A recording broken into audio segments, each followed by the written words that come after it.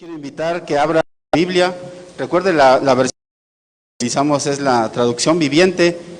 Si no la trae, si no tiene esa versión, ahorita aquí en las pantallas va a estar presentada la lectura bíblica del día de hoy. Es un poquito extensa, así es que yo le pido que ponga atención a esta lectura bíblica. Y dice así, hermanos, es en el libro de Hechos, el capítulo 12, y vamos a leer de los versículos del 1 al 17. Por ese tiempo el rey Herodes Agripa comenzó a perseguir a algunos creyentes de la iglesia. Mandó matar a espada al apóstol Santiago, hermano de Juan. Cuando Herodes vio cuánto esto le agradó al pueblo judío, también a Pedro. Esto sucedió durante la celebración de la Pascua. Después lo metió en la cárcel y lo puso bajo la vigilancia de 4 escuadrones de 4 soldados cada uno. Herodes tenía pensado llevar a Pedro a juicio público después de la Pascua. Pero mientras Pedro estaba en la cárcel, la iglesia oraba fervientemente por él. La noche antes de ser sometido a juicio, Pedro dormía sujetado con 2 cadenas entre 2 soldados. Otros hacían guardia junto a la puerta de la prisión. De repente, una luz intensa iluminó la celda y un ángel del Señor se puso frente a Pedro. El ángel lo golpeó en el costado para despertarlo y le dijo: "Rápido, levántate". Y las cadenas cayeron de sus cabezas. Después el ángel le dijo: "Ve y ponte tus sandalias". Pedro lo hizo y el ángel le ordenó: "Ahora ponte tu abrigo y sígueme". Así que Pedro salió de la celda y siguió al ángel, pero todo el tiempo pensaba que era una visión. No se daba cuenta de que en verdad eso estaba sucediendo. Pasaron el primer puesto de guardia y luego el segundo, y llegaron a la puerta de hierro que lleva a la ciudad, y esta puerta se abrió por sí sola frente a ellos. De esa manera cruzaron la puerta y empezaron a caminar por la calle, y de pronto el ángel lo dejó. Finalmente Pedro volvió en sí. "De veras es cierto", dijo, "el Señor envió a su ángel y me salvó de Herodes y de lo que los líderes judíos tenían pensado hacerme". Cuando se dio cuenta de esto, fue a la casa de María, la madre de Juan Marcos, donde muchos se habían reunido para orar. Tocó a la puerta de entrada y una sirvienta llamada Rode fue a abrir. Cuando ella reconoció la voz de Pedro, se alegró tanto que en lugar de abrir la puerta, corrió adentro y le dijo a todos: "Pedro está a la puerta". "Estás loca", le dijeron. Como ella insistía, llegaron a la conclusión: debe ser su ángel. Mientras tanto, Pedro seguía tocando. Cuando por fin abrieron la puerta y lo vieron, quedaron asombrados. Él les hizo señas para que se callaran y les contó cómo el Señor lo había sacado de la cárcel. "Díganles a Santiago y a los demás hermanos lo que pasó", dijo, y después se fue a otro lugar. Tal vez usted ya había leído esta parte de la Escritura, tal vez no la había leído, hermano, pero pues en este día, hermanos, vamos a conocer algo que sucedió aquí. Así es que le digo que preste atención, por favor. Y pues el título del día de hoy se llama La oración contestada, como lo estábamos viendo ahí al principio, hermanos. Y la oración, hermanos, consiste en amoldar nuestras acciones tangibles y nuestra conciencia según la voluntad de un Dios personal que nos cuida, que está presente, que está dispuesto a actuar en nuestro favor y en el de los demás a través de la oración. Pero también en muchas áreas, hermanos, Dios personalmente ha limitado su actuar según las oraciones de sus hijos. Y si recordamos nosotros, en semanas anteriores se nos estuvo predicando acerca, hermanos, de qué es lo que está interfiriendo en nuestras oraciones. ¿Qué cosa es lo que no permite que mis oraciones lleguen a Dios? Usted lo recordará muy bien, o tan solo el estudio que vimos de esta semana en los grupos Mies, aquellos que ya lo vieron. ¿Qué tipo de oraciones le agradan a Dios, hermanos? Y esto, pues, como les digo, hermanos, ya lo explicaron las semanas anteriores. Bien, el propósito principal de la oración es la comunión y el tiempo compartido con Dios, es decir, la comunión y el tiempo que nosotros pasamos a solas con Dios. ¿Por qué, hermanos? Porque la oración puede tener un alcance ilimitado para cualquier cosa o cualquier interés que a nosotros nos preocupe como creyentes. Podemos orar una vez o podemos estar orando constantemente y a medida en el que el pensamiento o la preocupación aparece. También, hermanos, la oración puede involucrar diferentes elementos y creo que esto nosotros los conocemos perfectamente, hermanos. También lo aprendimos, o aquellos que tomaron el nivel 1 de escuela dominical, hermanos, incluye la alabanza y la adoración a Dios. La gratitud, hermanos, que nosotros tenemos por su presencia, por su comunión, por las provisiones que Él nos da. La confesión también de nuestros pecados, hermanos, los pasados y los que aún seguimos cometiendo. La petición, hermanos, por nuestras necesidades y nuestros deseos más sentidos. Pero también, hermanos, la intercesión ante el Padre por las necesidades de otras personas. Y es que, hermanos, la oración intercesora es un misterio, porque Dios ama a aquellos por quien nosotros estamos orando tal vez mucho más que nosotros. Sin embargo, muchas veces nuestras oraciones causan un cambio en la respuesta o en la necesidad, no solo en nosotros, sino por aquellas personas por las cuales estamos orando. Entonces, hermanos, viendo esto, yo le voy a narrar una historia. Usted ya la leyó, ahora le voy a narrar esta historia. ¿Qué debemos hacer entonces nosotros, hermano, para que Dios conteste nuestras oraciones? Número 1, hermanos, tenemos que estar orando fervientemente, como lo dice el versículo de Hechos 12:5. Mientras Pedro estaba en la cárcel, ¿qué estaba haciendo la iglesia, hermanos? Estaban orando fervientemente. Sin duda alguna, Pedro estaba en la cárcel, es lo que nosotros leímos ahorita. Hacía frío en esa celda donde él se encontraba. ¿Por qué? Porque el piso era húmedo, era un piso maloliente. Él yacía ahí tirado, estaba entre despierto o dormido. Solamente se oían los rítmicos pasos de aquellos guardias que lo estaban cuidando. El apóstol Pedro estaba pasando, según ellos, la última noche. Uno de los guardias se le acerca, le entrega un pedazo de pan viejo y un jarro de agua y le dice: come bien, que esta es tu última comida. Pedro con tranquilidad le responde: si es la voluntad del Señor que esta sea mi última comida, lo acepto bien, pero mi Dios es el que manda en este mundo, le dijo, y no tu jefe. Podría ser él quien estuviera disfrutando su última comida, le dijo el apóstol. Ante el asombro del guardián, Pedro se arrodilla, cierra los ojos y le da gracias a Dios por esos alimentos que le acababan de traer, que muchos de nosotros no consideraríamos buenos, hermanos, ni siquiera para dárselos a los puercos. ¿Qué le estaban dando? Pedro siente en su corazón esa paz, hermanos, que sobrepasa todo entendimiento. Sí, él se ha enterado que hace algunos pocos días Jacobo, el hermano de Juan, había sido ajusticiado. ¿Cuál había sido su crimen? Creer en un hombre llamado Jesús, el Hijo de Dios eterno. El rey Herodes está planeando para la mañana siguiente ejecutar a Pedro.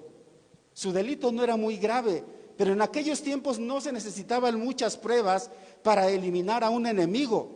Se le había acusado de muchas cosas. La más grave de todas era la designada como el ataque injustificado y criminal con un arma letal a un siervo del sumo sacerdote. Sin embargo, había un problema.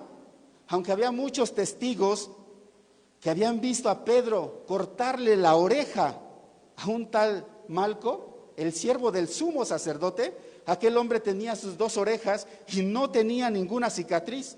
También se le atribuía repetir una acusación contra las autoridades religiosas y civiles diciendo: vosotros matasteis al autor de la vida, a quien Dios ha resucitado de los muertos. En otra parte de la ciudad, como lo veíamos aquí, hermanos, el rey Herodes está terminando su cena. Tiene un grupo de amigos con él. Están bastante contentos después de unas cuantas copas de los mejores vinos de la región. Alteza, ¿cómo está la situación en el país?, pregunta uno de los cortesanos profesionales. Bueno, responde el rey Herodes, con ese tonito de voz muy similar a la de los políticos, hablando ante las cámaras y los micrófonos. Es la historia de siempre, pero hay un grupo de fanáticos que están perturbando el orden público, diciendo que ese Jesús que fue crucificado vive todavía. ¿Se imaginan que haya gente, dice, que pueda creer que alguien que ha sido crucificado pueda seguir viviendo? De urgencia, y uno de los comensales, una risa burlona, le dice: espero y no se les escape como a un pajarillo. Herodes, con una sonrisa, dice: es imposible, es un lugar de alta seguridad. Me han confirmado que está aprisionado con 2 cadenas. Por las dudas han reforzado la guardia con 2 soldados al lado de él para que lo custodien las 24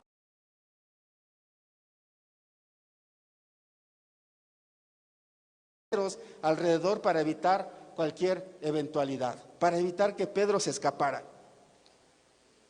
Sin duda, esto es lo que Herodes pensaba. Mientras tanto, hermanos, que estas cosas sucedían, la iglesia estaba haciendo oración ferviente por Pedro. También debemos mencionar, hermanos, que no era la primera vez que Pedro estaba en la cárcel, pues ya en otras ocasiones a él lo habían arrestado. En Hechos 4:3 podemos ver, en Hechos 5 del 17 al 21 y en el texto que acabamos de leer ahorita. El rey Herodes tenía sus soldados, tenía su cárcel, hermanos, pero la iglesia tenía el poder de la oración, tenía la libertad de orar. Y es que cuando una puerta está cerrada como la de esa prisión, bien cerrada como dicen ahí, la puerta del cielo está abierta y nosotros tomamos ventaja de aquella puerta por medio de la oración. El grupo de cristianos que estaban ahí reunidos, hermano, orando por Pedro, eran verdaderamente fervorosos. De esa manera nosotros debemos orar siempre, sin desmayar, porque en la medida que nos mantengamos a la espera de una respuesta de Dios, debemos seguir orando por ella, porque a veces lo que deseamos con más fervor es lo que menos creemos. Cuando oramos nosotros debemos, en verdad, que Dios nos escucha, porque a menudo nuestra mente está llena de tantas cosas de lo que necesitamos, que no estamos enfocados en Dios, porque nuestra mente vaga de un lado para otro y no se centra en lo que nosotros estamos pidiendo. Pero Hebreos 11:6 nos dice: de hecho, sin fe es imposible agradar a Dios. Todo el que desea acercarse a Dios debe creer que Él existe y que Él recompensará a los que lo buscan con sinceridad. Bien, hermanos, ¿por qué tenemos que estar orando, hermanos? ¿O por qué, de qué manera tenemos que orar, hermanos? También una manera es, el punto número 2 nos dice que tenemos que confiar en que Dios tiene el control de todo. Dios tiene el control de todo, hermano, de cualquier situación, como la que estaba viviendo el apóstol Pedro. Dicen los versículos: de repente una luz intensa iluminó la celda y un ángel del Señor se puso frente a Pedro. El ángel lo golpeó en el costado y le dijo: rápido, levántate. Y las cadenas cayeron de sus muñecas. Después el ángel le dijo: vístete, ponte tus sandalias. Pedro lo hizo y el ángel le ordenó: ahora ponte tu abrigo y sígueme. Todas estas cosas estaban aconteciendo. Y aquí nos dicen los versículos, hermano, que Pedro estaba profundamente dormido. Y él de repente siente un golpe en su costado, pero no es un golpe brutal como los que él ya conoce y que siempre es doloroso y va acompañado de gritos y de palabras profanas. Ese toque que él siente es muy distinto. Al mismo al mismo tiempo una luz intensísima sigue y paraliza a todos los guardianes. Pedro trata de ver que ese ser, quién es el que le está hablando, pero le cuesta mucho. Es como si uno tratara de ver algo que está delante del sol. Apenas puede divisar él la forma de ese ser angelical que parece que estuviera muy apurado. Levántate pronto, le dice el ángel. Ante su asombro, los grilletes de las muñecas caen al suelo, como si se hubieran derretido. La segunda orden no se tarda: cíñete las sandalias. Pedro actúa como si estuviera hipnotizado. Se cubre con sus ropas, se ata rápidamente las sandalias. Entonces viene la tercera orden: envuélvete en tu manto, sugiriendo que era una noche muy fría. Hermanos, para una persona, para un prisionero que está preparado para morir al día siguiente, la libertad es sin duda el anhelo más importante. El apóstol funciona como alguien que no sabe si está despierto o es un sueño lo que está pasando. Actúa en forma casi automática. Pedro comienza a seguir a ese ser angelical. Tiene que entonar sus ojos para no quedar deslumbrado. Él ve con asombro cómo los soldados de la primer guardia están como paralizados. La luz los ha cegado de tal forma que no pueden hacer más que cerrar sus ojos. Llegan así al segundo nivel de seguridad y pasan con toda naturalidad, como si ellos estuvieran en su casa, de una habitación a otra. Así llegan al tercer nivel de seguridad y las pesadas puertas de hierro hacen un quejido metálico y se abren por sí solas, como si fueran de esas puertas modernas que se abren con un dispositivo electrónico. Ya estando en la calle, hermanos, caminan unos 80 metros y el ángel se desaparece tal como apareció. Entonces el frío que era tan intenso hace reaccionar a Pedro. Mira hacia atrás y solo ve los temidos muros de la horrenda cárcel donde él estaba. Se da cuenta que no era un sueño, sino que en verdad está libre, como si estuviera hablando consigo mismo. Dice: ahora entiendo verdaderamente que el Señor ha enviado a su ángel y me ha librado de la mano de Herodes y de todo el pueblo judío.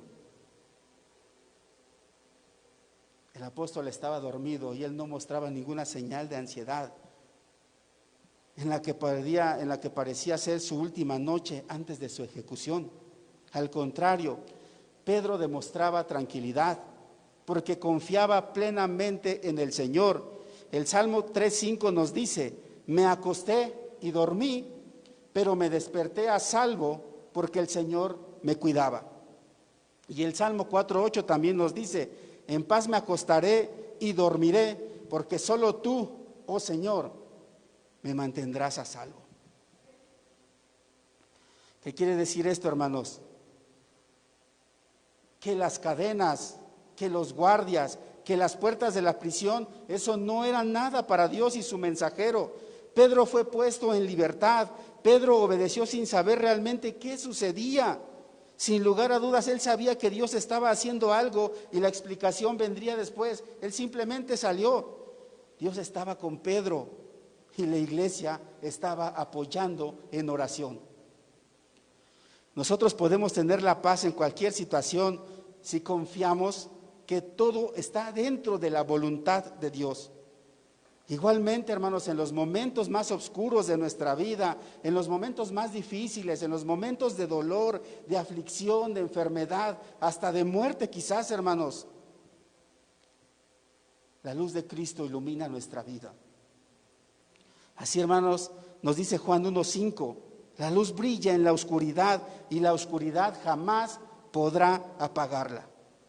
Así que, hermanos, tenemos que confiar plenamente en Dios. También tenemos que saber que hay cosas que Dios no hará por nosotros. Cada uno de nosotros debemos hacer lo que nos corresponde y, por supuesto, hermanos, que Dios va a hacer el resto. Punto número 3, hermanos. ¿De qué manera tenemos que estar orando? ¿Por qué debemos orar, hermanos? Tenemos que creer, hermanos, también que Dios responde. Dice el versículo: Él les hizo señas para que se callaran y les contó cómo el Señor lo había sacado de la cárcel. Digan a Santiago y a los demás hermanos lo que pasó, dijo, y después se fue a otro lugar. Mientras tanto, hermanos, en otra parte de la ciudad, dice en los versículos que leímos al principio, que en la casa de María, la madre de Juan Marcos, se habían reunido un grupo de creyentes para orar. Y ellos lo habían hecho desde el primer momento en que se enteraron del encarcelamiento de Pedro. Era una casa bastante grande. Ahí habían entrado en pequeños grupos para no llamar la atención y se había dado la consigna que a ningún desconocido se le abriera la puerta bajo ninguna circunstancia. No sé, cuando nosotros estamos pasando por momentos difíciles, hermanos, acudimos a la oración y este grupo de creyentes estaba orando por Pedro, estaban orando para que un milagro sucediera ahí. No sé cuál sea el tipo de oraciones que nosotros hagamos cuando estamos pasando este tipo de pruebas, pero sin duda alguna, hermanos, esta iglesia estaba orando por Pedro. Tal vez repetían frases similares a estas, no lo sé. Señor, da fortaleza en esta hora de prueba a nuestro hermano Pedro. Oh Dios, si es tu voluntad, obra un milagro y que nuestro hermano Pedro pueda quedar libre. Señor, por favor, cambia el corazón del rey Herodes para que lo deje libre y no lo mate. Señor, dale paz y hazle sentir tu presencia a nuestro hermano Pedro. Una y otra vez, hermanos, las oraciones iban subiendo de tono, a la presencia del Señor. Un fuerte y bien sentido amén es repetido por los hermanos. De súbito se oye un golpeteo en el póstigo. Es el viento, dice alguno de los creyentes. El ruido se repite cada vez más fuerte y una muchacha que estaba sentada cerca de la entrada va a investigar qué sucede. La casa, para mayor seguridad, tenía 2 puertas. Abre la primera y por la rendija de la segunda mira hacia afuera. Allí, por la luz de la luna, reconoce la inconfundible cara del apóstol Pedro. Ella vuelve donde están todos los creyentes orando y empieza a gritarles: ¡Es Pedro! ¡Es Pedro! Estás mal de la cabeza, le dice una de los creyentes. No seas loca, dice otro. Pedro está preso. Ella sigue repitiendo como un disco rayado: ¡Es Pedro! Otro dice: tal vez sea su ángel. Lo he visto, repite Rode, es nuestro hermano Pedro. Por fin todos se ponen de acuerdo y repiten al mismo tiempo, como si fuera un corito muy bien entrenado: tiene que ser su ángel. Se hace un silencio y el supuesto ángel golpea otra vez la puerta, pero ahora con más intensidad, y se pregunta a sí mismo: ¿por qué no abren?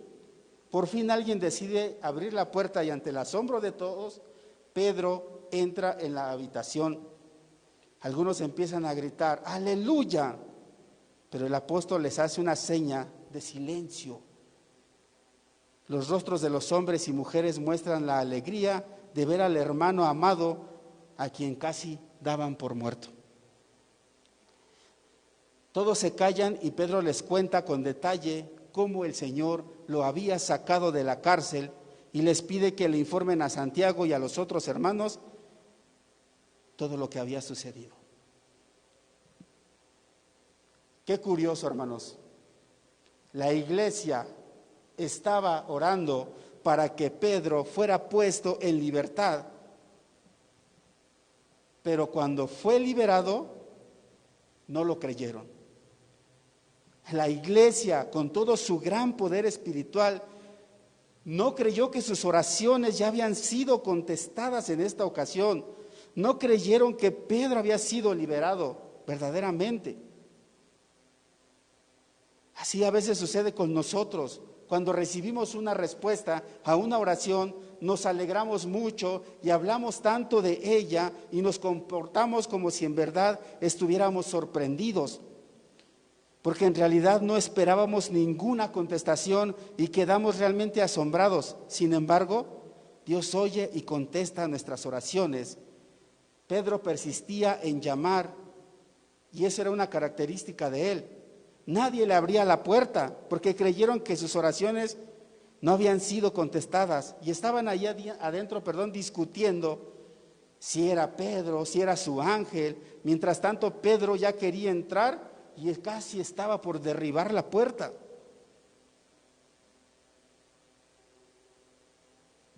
Qué irónico, hermanos, aquí pensar que todas las puertas de la cárcel se abrieron para que Pedro pudiera salir.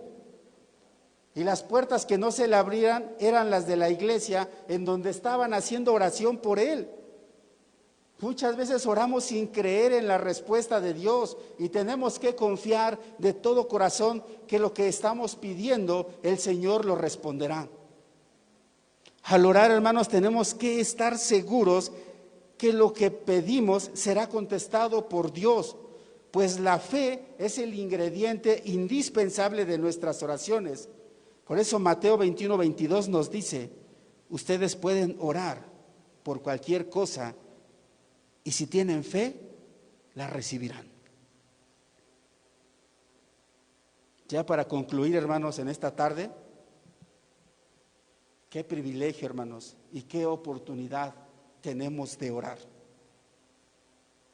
Jesús, hermanos, es nuestro ejemplo. El Espíritu Santo es nuestra guía. Y el Padre siempre nos está esperando. ¿Por qué, hermanos? Porque la oración puede cambiar a nuestra familia, puede cambiar a nuestras amistades, la oración puede cambiar al mundo. Si queremos que Dios conteste nuestras oraciones, debemos orar fervientemente, es decir, intensa y constantemente. Debemos confiar en que Dios tiene el control de todo lo que sucede en nuestras vidas. También tenemos que creer que Dios responde nuestras oraciones. Eso es por una parte, hermanos, pero otra cosa que también sucede en nosotros es algo como lo siguiente. ¿Por qué, hermanos? Porque a los que vivimos en una generación fría que no ora, nos cuesta mucho formarnos la idea del fervor de los santos hombres de antaño, como esta iglesia primitiva. Pero si el Señor trajera una persecución horrorosa, como la que estaba pasando en aquella época, créanme, hermanos, que los fieles en Cristo aprenderíamos a orar con toda el alma. A veces lo tomamos a la ligera y solamente cuando estamos pasando por algo, una prueba o algo muy difícil, es cuando nos acercamos a Dios. Quiero pedirle, por favor, en esta tarde al pastor si puede pasar a hacer una oración. Gracias.